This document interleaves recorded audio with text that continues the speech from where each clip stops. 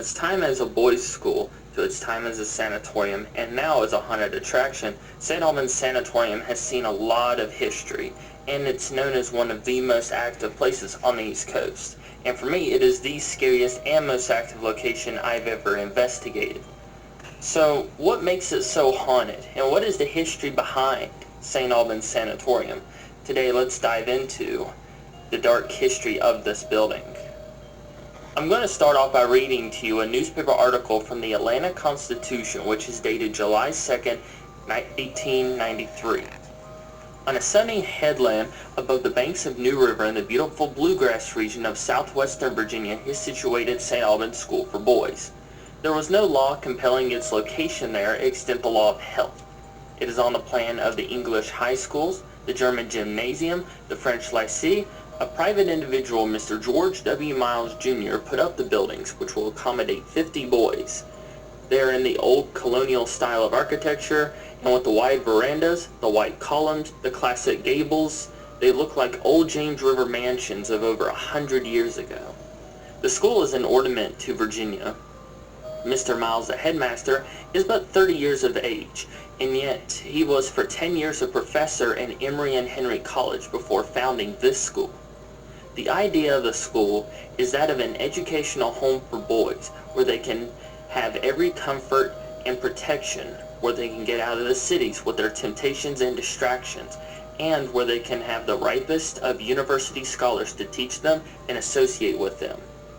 There are 4 masters in addition to Mr. Miles. There are graduates from the University of Virginia, from Princeton, and from the University of North Carolina.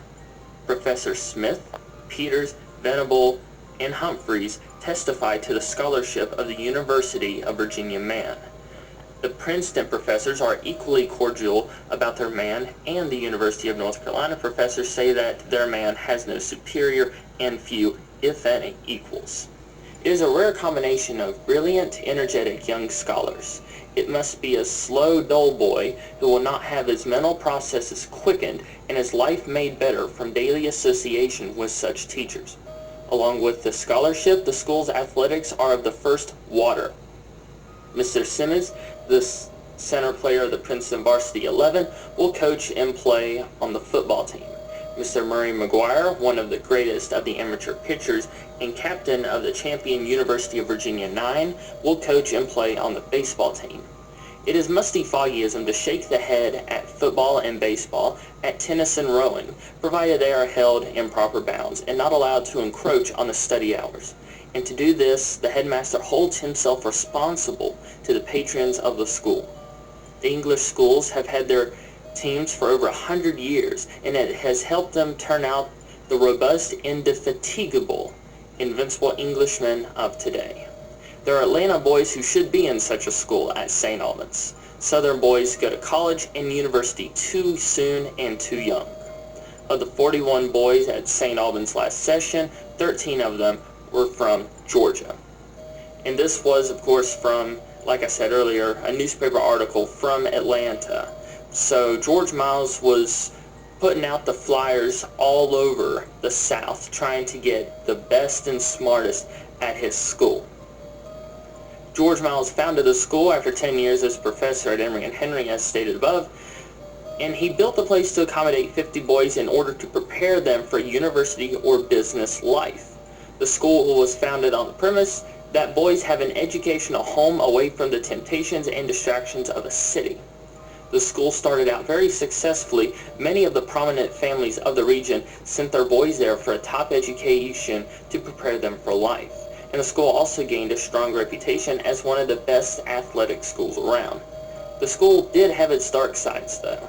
St. Albans quickly gained a reputation for being a rough and competitive school where bullying was encouraged. Many of the boys were lost during the years of operation. These lost boys were enshrined in the premise, which was the school's yearbook, with a picture and written snapshot of that boy's character. It has been said that there were several suicides and homicides at the school during its operation, but there are no known records to back this up. George Miles died in 1903, and the school started to see a drop in students. As the 19 teens approached the school, was really losing students and reputation, and in 1911 the school closed.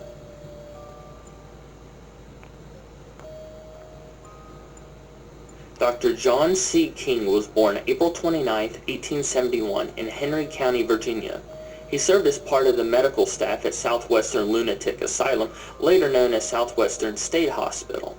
Prior to being appointed as superintendent on December 8, 1908, while he served on the medical staff, he was in charge of the mail service. In 1902, Dr. King was instrumental in having the name of the facility changed from Southwestern Lunatic Asylum to Southwestern State Hospital because he felt that the name sounded too bad. Under Dr. King's administration, an amusement hall was built in 1908, and the tubercular college was completed in 1912, which housed 50 patients who were fled from their own kitchen due to the shortage of money and timber at the time. Permission was given by the board of directors to cut and burn the wood from the trees in the old sugar orchard to make the bricks for the building. Also under King's administration, the General Assembly voted to locate a building for the care and treatment of the criminally insane in Marion, Virginia. The two-story building was completed in 1911 and was designed with the idea of giving patients and those confined, awaiting trial, or under observation every opportunity for exercise and freedom of movement. Apparently not satisfied with how things were going at the Marion facility, Dr. King resigned as superintendent of Southwestern State Hospital on November 10, 1915, and set out to realize his vision of a facility that could produce a higher percentage of recovery for mentally ill patients. With $500 of his own money and $16,000 in borrowed funds, Dr. King set up a corporation and acquired the buildings and 56 acres of land known as the St. Albans School for Boys in Radford, Virginia. The buildings were thoroughly renovated, and on January 15, 1916, 4 patients were admitted to St. Albans Sanatorium.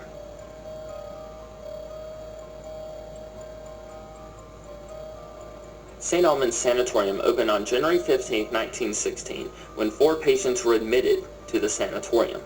In its early days, the sanatorium had financial troubles, but Dr. King refused to give up. With the support of his wife, he further expanded the hospital and its services.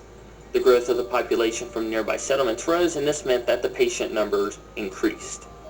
In the tradition of other treatment facilities of the time, St. Albans Sanatorium included a farm, which, according to an old brochure, affords ample space for out-of-door games, diversional exercises and employment, also vegetable and flower gardens, an adequate dairy herd, and extensive poultry raising, all of which are interesting and helpful to the patients. St. Albans Sanatorium struggled initially with financial problems, as stated earlier. However, Dr. King and his wife did not want to lose the building or its patients, for he really believed in his vision. The building of the Radford Arsenal and the rapid population growth associated with it had a profound impact on the sanatorium. Patient numbers rose, and since it was the only hospital in the community at the time, it also provided general medical care. To accommodate all these patients, the staff worked 6 days a week while living in quarters provided by the hospital. By 1945, the total number of patients treated during its first 29 years was 6,509, and its staff numbered only 48. The hospital continued to grow in the following decades. St. Albans became a fully recognized hospital in 1960 and started opening outpatient clinics in Roanoke, Blacksburg, and Beckley, West Virginia. In 1980, in order to stay up to date with advancing technology, parts of St. Albans were relocated into a more modern $8 million facility. In the late 1980s, the institution of the New River was the Commonwealth's only private full-service, not-for-profit psychiatric hospital. It was a source of pride for many people living in Radford and Pulaski County.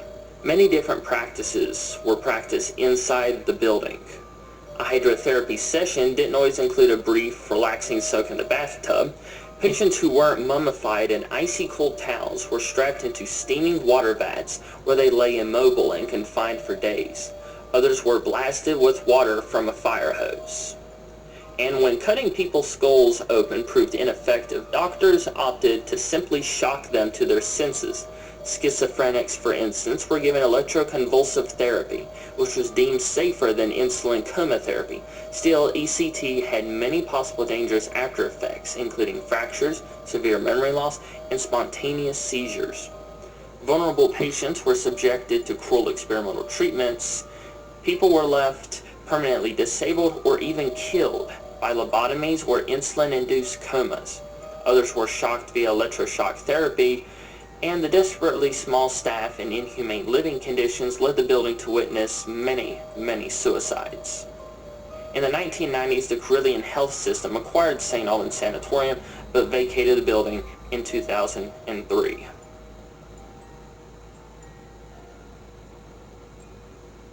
People report seeing full-bodied apparitions, shadowy figures, and levitating objects while exploring the building.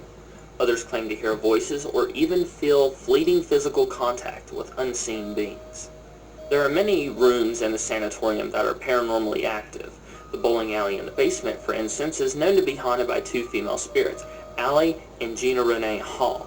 Allie is rumored to be the young daughter of one of the hospital's patients, and Gina was a woman who was murdered on June 28, 1980, somewhere close to St. Albans Sanatorium along Hazel Hollow Road. Some people believe that Gina's body could be buried in the walls of the lower levels of St. Albans near the boiler room, where the infamous Goat Man has been seen. Another spirit of the boiler room is Smokey, who was a maintenance man who allegedly raped and killed women in the boiler room. People have heard disembodied conversations, screams, and footsteps inside these areas as well as other parts of the building. Some have even seen objects levitate, move on their own, disappear, and have also been pushed by invisible forces. While the building was vacant, it is said that a satanic group took over the building and performed many rituals inside. Some of these rituals are said to have been sacrifices, summoning rituals, guardian rituals, and many more. The graffiti and symbols from the group and their rituals can still be found inside certain rooms. There are also some dark entities and inhuman creatures that are said to roam the building.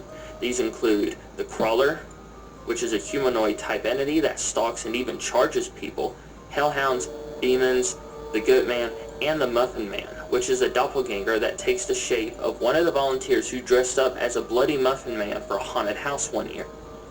Donald and Jacob are both known to haunt Jacob's room, and Donald is said to have sexually assaulted Jacob to death when the building was a sanatorium, and he chases people away from Jacob's room so they can't talk to Jacob.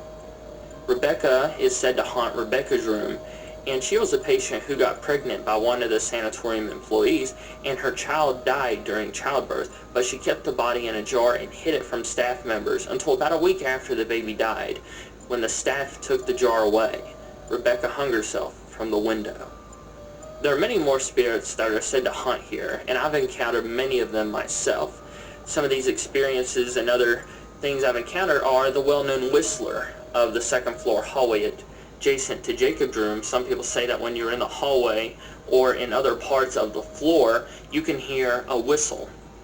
And if you whistle back, you can strike up almost a back and forth whistling with this spirit. And the whistler is said to be the spirit of a child who died in the children's ward on the second floor hallway of the King Center.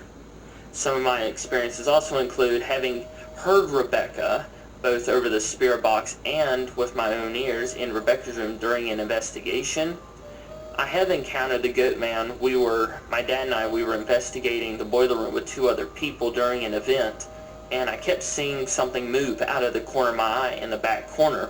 So finally, I got really angry at it because, I would see it, and then when I would turn to face or point my camera that way, it would vanish.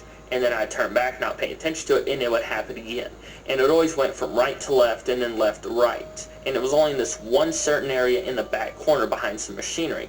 So finally, I got mad, and I took a voice recorder, stuck it out in front of me about half a foot, and I said, "I'm coming back there. Wherever you are, whoever you are, make your presence known now." And as I got towards the back corner, I heard this very loud hiss, followed by the smell of wet fur. And this hiss was so loud, we recorded it on our voice recorder, And the other voice recorder picked it up, which it was next to the spirit box, and the hiss drowned out the loud static of the spirit box itself. Another one of my encounters, which is the scariest encounter I've ever had in the paranormal, was in the second floor hallway next to the Whistler's room. And this is when I saw a 7.5 foot tall blob creature that somehow was able to mess with time to where a 10-minute experience only lasted about 2 minutes for everyone else, but on our voice recorders it's a full 10 plus minutes. I have also smelled dog's fur in the alcoholics ward where people have reported hellhounds. I have seen the crawler twice, and something has charged me not once but twice during an investigation on camera Facebook live stream in the birdcage of St. Albans Sanatorium, which is where pretty much the toughest and the tough of the patients were kept so that they could have outdoors time without being able to really hurt anyone but themselves. From its start as a boys' school to its time as a sanatorium, St. Albans Sanatorium has seen some dark things happen within its walls, and the echoes of the past can and are still heard today. This is the most active and scariest location not only in Virginia I've investigated, but all over America I've investigated. And if you ever investigate there, be ready for anything to happen.